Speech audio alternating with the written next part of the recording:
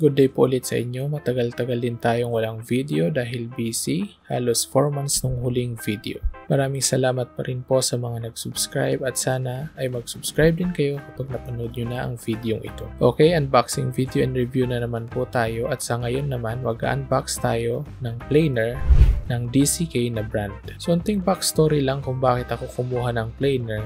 As a woodworker, isa ito sa mga tools na kailangan talaga para maging flat at maayos ang mga surface ng gagamiting kahoy.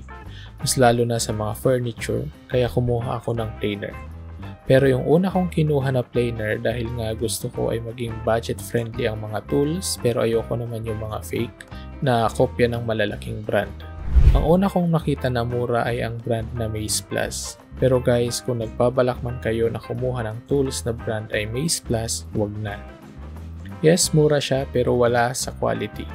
Ang una kong biniling planer, gumana naman nung una. Siyempre gusto ko din itong i-share, kaya video ko siya para magawa ng review. Pero nung pangalawang araw na na-testing, napansin ko na hindi maganda yung tabas ng blade niya. Kaya nung tinignan ko ang blade, meron pala siyang mga bitak. Tapos nung tignan ko maigi yung unit, parang di na siya brand new kasi madumi na siya and siguro display unit ito. At nung pangatlong araw nga, di na siya gumana kaya pinarefund ko na lang siya. Now syempre, isang unit pa lang ng Maze Plus ang natry ko and bad experience na siya kaya masasabi ko talaga na wag na kayong sumugal sa Maze Plus. And para makumbinsi ko kayo, meron din akong isa pang Maze Plus na tool, ito yung planche router nila. Sa ngayon, after a year, gumagana pa naman siya pero may mga issues ako sa kanya. Yung una, yung base plate niya na plastic, hindi siya talaga flat. Nung una, para lang magamit, kailangan ko pa siyang lihain para lang mapantay. Isa pa na ayoko sa kanya ay meron siyang play sa tube niya pag binababa at tinataas. So, medyo mahirap rin siyang itulak. Siyempre, pag gumagalaw, hindi na pantay ang tabas niya. And isa pa na inaiwan ko sa kanya ay mahirap siyang hanapan ng drill bit na kasya sa kanya. Ayan, napakahaba na ng backstory pero balik tayo.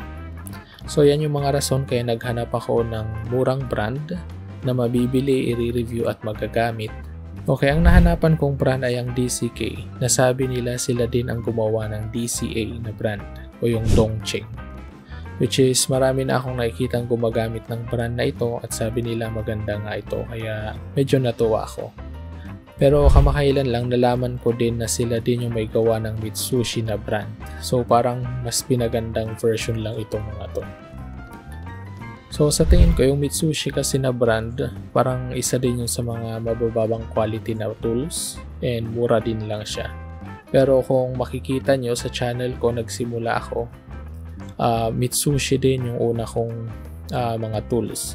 So una yung grinder, may video tayo niyan dito sa channel. Napakinabangan ko naman siya pero after 2 years nasira na din siya. So sa tingin ko naman pwede ang Mitsushi sa mga light repair lang pero pag yung pang trabaho na talaga hindi na pwede. Ganon din kasi yung nangyari sa pinakauna ko na circular saw. Di ko na din siya nagawa ng review pero nung palagi nang ginagamit bumigay na din siya. Kaya after masira yung mga tools ko, naghanap ako ng bagong brand and yun nga yung Inco. So actually madami pang nakapilang videos ng Inco kaya sana pag nagawa ko yung mga yun maging relevant pa rin siya. Sabagay iba din kasi yung experience ko sa paggamit sa ibang mga gumagawa ng videos. Pero kasi ngayon, medyo may kamahalan din yung Inco na brand. Kaya naghanap ulit ako ng ibang brand at ito nga ang DCK. Well, ito pa lang ang una kasi may mga DCK tools na din naman akong binili. At gagawan ko din ito ng mga videos kasi hanggang ngayon gumagana pa sila. Okay, so ito yung planer. So sa unboxing pa lang okay na sa akin tong brand na to kasi maganda ang box nila. Hindi mukhang mumurahin. So pagbukas, meron siyang warranty card. So parang sa DCA nga yung itsura ng warranty card niya. Nandito din yung manual niya at meron siyang spare na carbon brush. Then meron siyang pang-align ng blades at meron din ito yung lalagyan ng blade kapag hahasain siya para tama yung anggulo niya. Maayos ang pagkakalagay ng parts niya, di tulad sa iba na basta na lang inilagay sa karton. So ito naman yung parallel guide niya at yung pantanggal ng blades niya. So ito na yung planer. At unang pagkahawak pa lang talagang maganda yung plastic niya, mukhang matibay talaga. Siyempre na-trauma na din ako sa Mace Plus na may mga bungi-bungi yung blade niya kaya chinek ko kaagad. And upon checking naman, okay talagang straight at matalas pa ito. Nagustuhan ko din tong height adjuster niya kasi mataas ang adjustment niya, so pwede mo nang ipatong yung planer sa kahit na lamesa basta nakataas lang siya, hindi natatama yung blade, nakatago na siya. Then isa pang maganda sa DCK ay makapal ang mga wire niya and parang matibay nga talaga, di kasing lambot ng iba. And yung plug niya, European na o yung standard dito sa atin sa Pilipinas, hindi yung bilog, kaya okay na okay sa mga saksakan, hindi mo na kailangan ng adapter.